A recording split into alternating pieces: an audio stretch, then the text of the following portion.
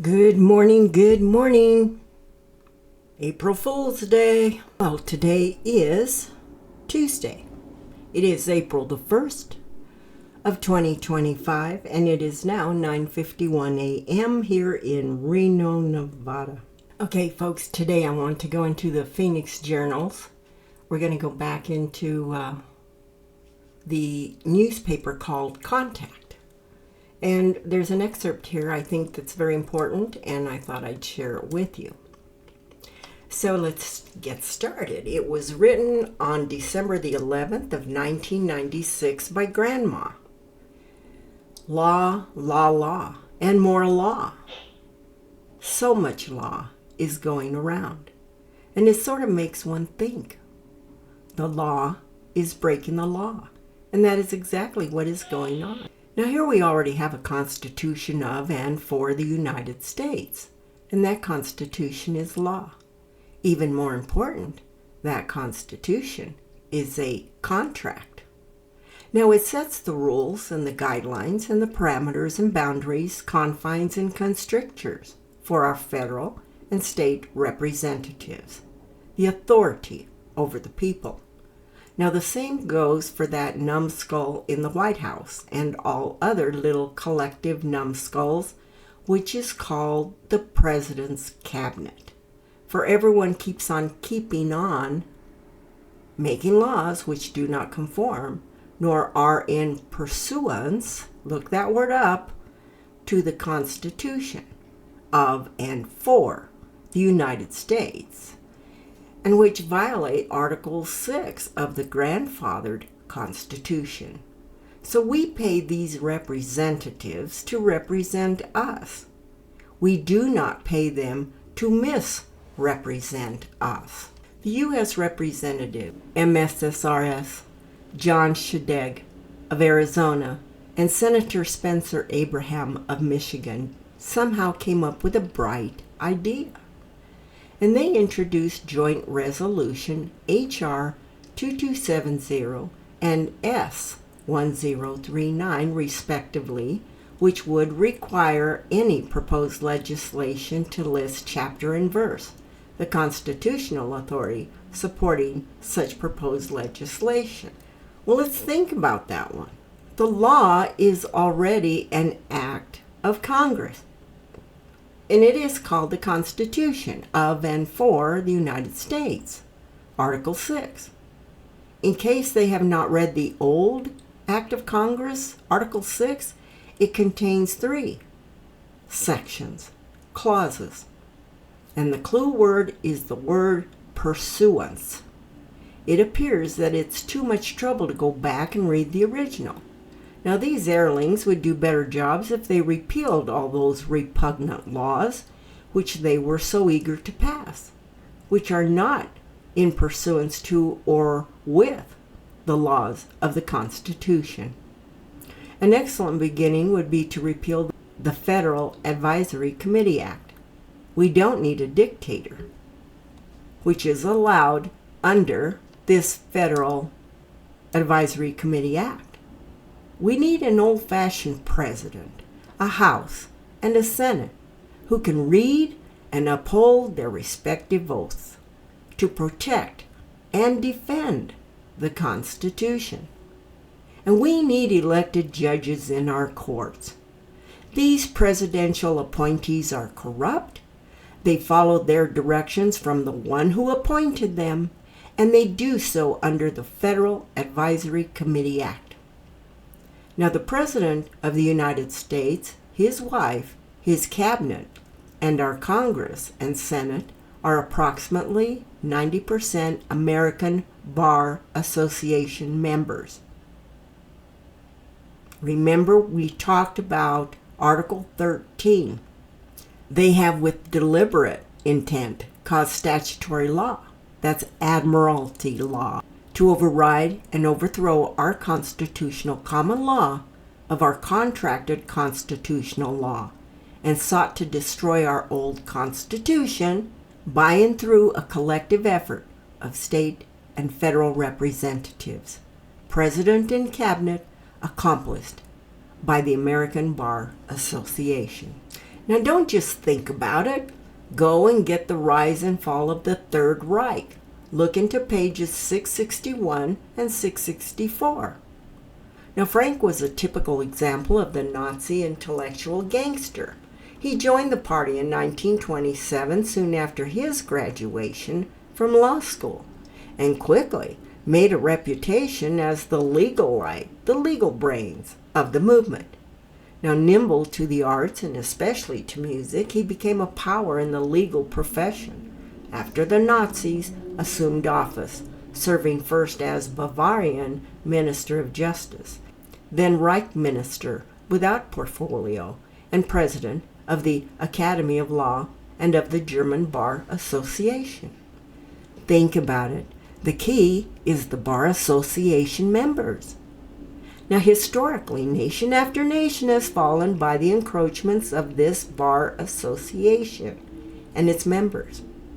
Our founding fathers were almost certain it had been done away with in the American colonies when they were considering a central government. Now, it was not called the Bar Association in those days. It was called the Amphictymony League and the Aegean League, the same old ruse of knowledge of the law. Then they set up legal associations or member affiliates, which later became known as the American and State Bar Associations. The next move is and was to throw out the civil laws, our state and federal constitutional laws, and then replace constitutional laws with statutory laws, such as evidenced in all courts today. And when the American people cry out in open court for constitutional rights, the bench will not even acknowledge the Constitution, to which the court and bench are bound by the Article 6 oath to uphold, protect, and defend. Now, these appointed judges on our benches of our alleged duly constituted courts make a mockery of our constitutional rights and force statutory law upon the American people in blatant defiance of the contract of constitutions, state and federal, in the kill box for the law of the land. Now, judges with full knowledge of the difference between the law of the sea, admiralty statutory law, will precise and predetermine collusive and conspiratorial methods, defy the Constitution and the people, and falsely impose admiralty statutory law upon those who cry out for constitutional law rights, and openly defy said rights by declaring in open court, "You have no rights in this court." Well, of course not. Not under admiralty statutory law, which is the proponent of the Rodian principles. Take anything in its pathway, as long as there is no law to stop it. And the caveat is that the constitutional law is the law of the land. Admiralty statutory law stops at the high tide mark. Now, these judges on our benches and our courts know full well the rights of the people are guaranteed by contract contained in the Bill of Rights. And that's why they got rid of Article 13 and caused the War of 1812 and burned down the White House so that that particular bill would be burned. And then they slipped something in instead. Now, this is also known by our duly elected representatives. Then one has to ask the ultimate question. For what purpose and intent did the Founding Fathers include the original 13th Amendment into the Bill of Rights? And their reasons are cited in the Declaration of Independence. These acts, defined and declared as acts against humanities by the King and his representatives, known as the English Bar Association. Now, this was back in 1774, folks. Just think about that one. Hence the reason why we're fighting for our independence. This German Bar Association president, Frank Hitler's favorite of the elite Nazi movement, along with Himmler and Heydrich, did destroy the old constitution of Germany, set up their own Nazi government, they made their own laws, and summarily sentenced the men and women capable of leadership. Well, those following them must be eliminated in their turn.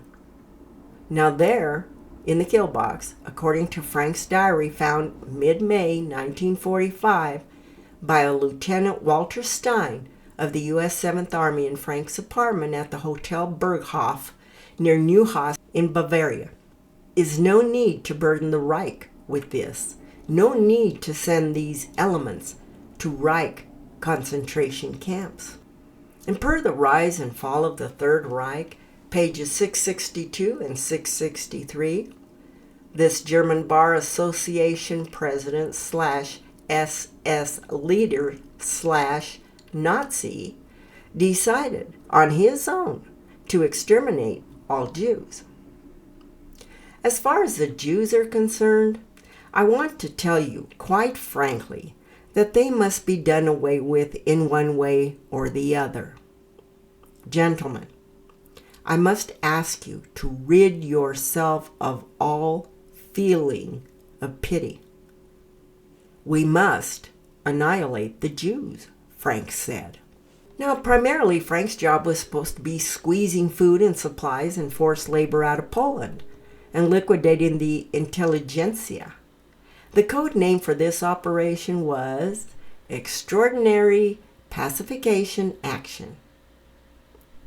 Now, this book is highly recommended to be reread, judging from what is going on in the United States in these times, for it appears, step by step, methodical, identical methods are once again in preparation for this country. You see, this time it's the useless eaters, the ones which this Amphyctonomy League, Aegean Council League, International Bar Association, the member bar groups and affiliate members have targeted for this age-old everlasting peace. Third Reich, 1,000 years of everlasting peace. And now, the one world order. The overthrow of not only the United States, but the global society of nations. Throughout the ages, the United States of America, Constitution, and civil laws have held these leagues, councils, associations, affiliates, and members at bay. These ones were confronted with the house of the un-American activities and bound by oath of allegiance to the Constitution and the United States. In the early 1960s, so many members of the American Bar Association, etc., had gained a toehold in the American political structure, and they began to change the laws with full intent, as they did with Germany and other nations historically, to disband and do away with the Constitution of and for the United States. Again, it is stated that our founding fathers knew about these leagues, councils, etc., for had they not, they would have never included the original 13th Amendment to the Constitution of and for the United States. They set up 7 articles of law in that Constitution, and these 7 articles of law are the boundary of the central government known as the federal government. And as in prior histories of other fallen nations, civil law, state law, is being overturned and overwhelmed by the American Bar Association's enforcement of statutory laws, federal rules, and regulations, which are printed in the Federal Register for 30 days. If not challenged, they become law, which creates a conflict of and at law, confusing all laws by acts repugnant to the Constitution, state and federal. Have you tried to find a constitutional law book or even find a judge on the bench who knows constitutional law? Those judges can't be found. Think about it. Now about this. In the Third Reich movement and other such movements, there are always those who want to be or see themselves as lords and masters of everyone else's fate. Now, this behavior has been documented as early as the 1500s, but it has really been ongoing since Byzantine times or biblical times. They are of the opinion that they are the elite, and they consider anyone not belonging to the club as nothing more than disposable. And while they believe themselves to be indisposable or indispensable, or so they think, they, the elite, were the first to be summarily sentenced or executed in the Third Reich movement. It mattered not that they were government officials or government employees. They suffered summarily sentencing and annihilation of themselves and their families, along with the elderly, undesirables, children, educators, artists, poets, writers, historians, or anyone who was educated, who knew the difference between right and wrong. Clergymen, ministers, priests, or just plain tellers of the truth. And one has to ask, who was left to run the movement? Sexual deviants, perverts, child molesters, rapists, murderers, and other criminals ran the movement. It's as simple as that. Wrong became right, right became wrong. And fellow Americans, you had best take a good, long, hard look at our current governmental bodies and note what they are comprised of. Now, one can hardly find a God-fearing Christian or a moral man, woman in the entire collective group. A bill. I do not know the number. It's currently before the United States House to stop all religious radio and television programs and to stop them from being broadcast to the millions of Americans who listen daily. Now, it was submitted by the same individual who stopped prayer in our schools. And also, I'm told, a bill has been submitted to stop talk radio. I think this is what is called a wake-up call, fellow Americans.